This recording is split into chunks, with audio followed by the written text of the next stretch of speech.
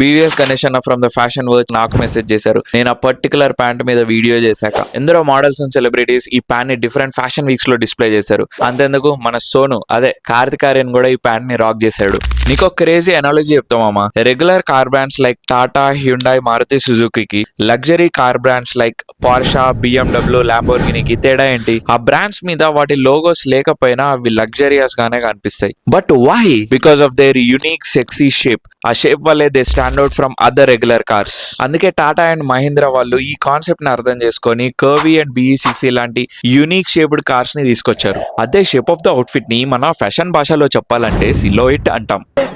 మీకు సమాజ్ అవుతుందని అట్లా చెప్పిందే.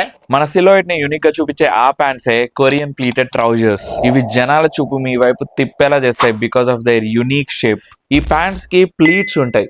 సో సొఫిస్టికేటెడ్ అండ్ టైలర్డ్ సిలోయిట్ ఉంటది. దీని material polyester and spandex blend ఉండడం వల్ల పెచ్చ కంఫర్టబుల్ అండ్ లైట్ వెయిట్ ఉంటాయి. దీని అమ్మ లుంగి వేసుకున్నట్టు ఉంటది. I already have 3 of these pants and ఇంకా కొంటాను because you can pair them with shirts, t-shirts, sweatshirts, jackets, anything from extreme casual to extreme formal. ఇలాంటి ప్యాంట్స్ ఫ్రమ్ 500 to 2000 కలెక్ట్ చేసినామమ్మ నీ కోసం. ఈ రీల్ నాకే షేర్ చేసి పంతని కామెంట్ చేయి, నీకు DM చేస్తా. నీ బడ్జెట్ బట్టి తీసుకో మరి.